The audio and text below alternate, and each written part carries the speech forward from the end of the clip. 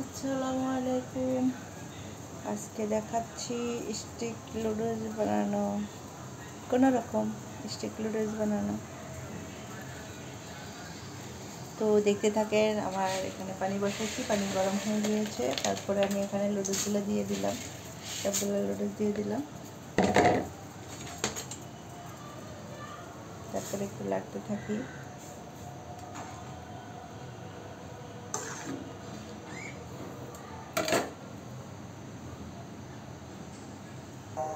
আমার নুডলসটা সিদ্ধ হয়ে গিয়েছে, এখন নামাই নেব, পানি ঝরাই নেব। এবার একটা কড়াইতে তেল দিলাম, রসুন কুচা, পেঁয়াজ কুচা,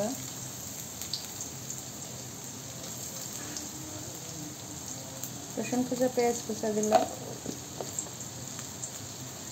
তারপর নাড়তে থাকবো।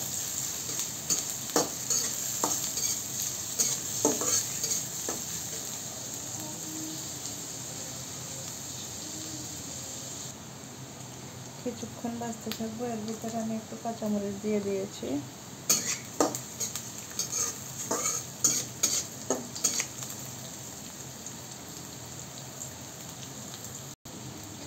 এভাবে কিছুক্ষণ লাড়ার পর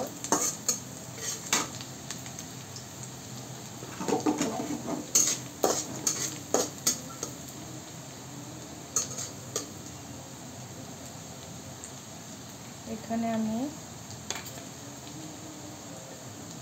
2টা ডিম দিয়ে দিচ্ছি, 2টা ডিম ভেঙে দিয়ে দিচ্ছি।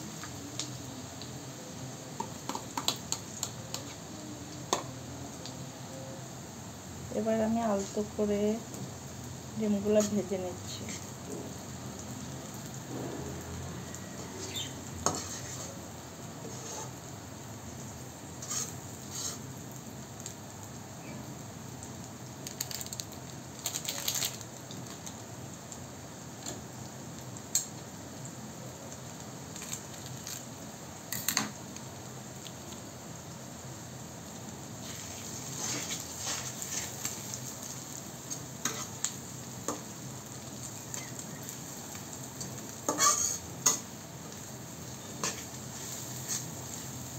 বাসায় টমেটো নেই, নয়তো টমেটো বা ক্যাপসিকাম এগুলো দেওয়া যাইতো, কিন্তু এগুলো নাই এখন, তাই এভাবে রান্না করতেছি।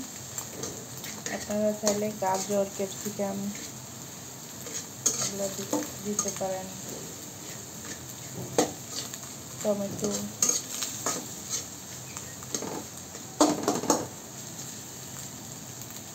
এবার আমি এই যে সিদ্ধ করা নুডলসটা দিয়ে দিলাম।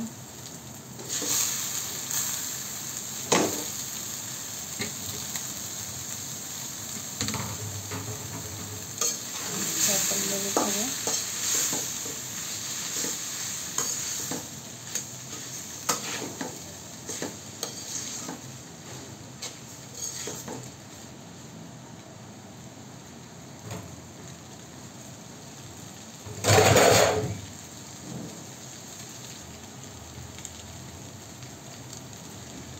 এবার নুডলসের মশলাটা উপর দিয়ে ছিটাই দিবেন।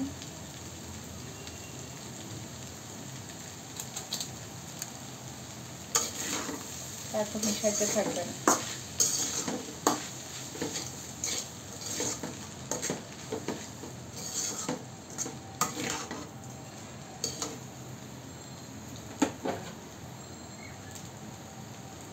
উপরে হালকা লবণ ছিটাই দিবেন, কেউ লবণ বেশি খাইলে ছিটাই দিবেন লবণ।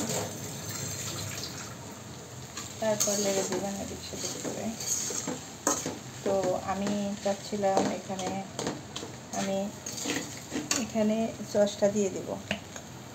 সবসময় তো খাওয়ার যখন প্লেটে নেই তার উপরে দিই, আজকে আমি সসটা এখানে দিয়ে দিলাম।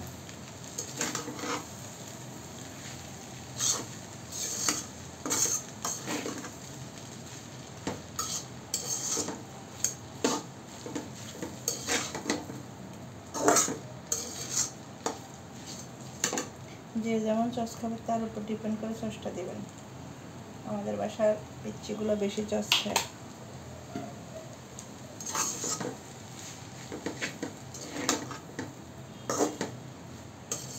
আমাদের পিচ্চি বলতে বুড়া পিচ্চিগুলা। আমাদের বাসার বুড়া পিচ্চুগুলো সস একটু বেশি খায়, তাই বেশি করে দিয়েছি।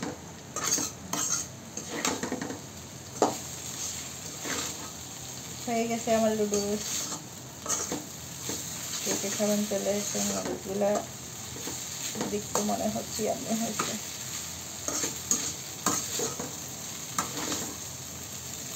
ভালো করে মিশাই নেবেন কিন্তু।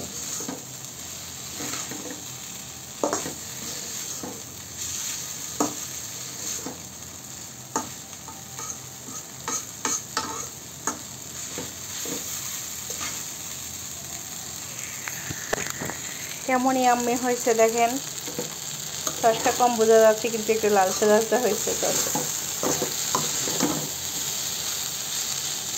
হয়ে গিয়েছে আমার নুডলস। চলে এসেন খাওয়ার জন্য সবাই। আল্লাহ হাফেজ, বাই বাই।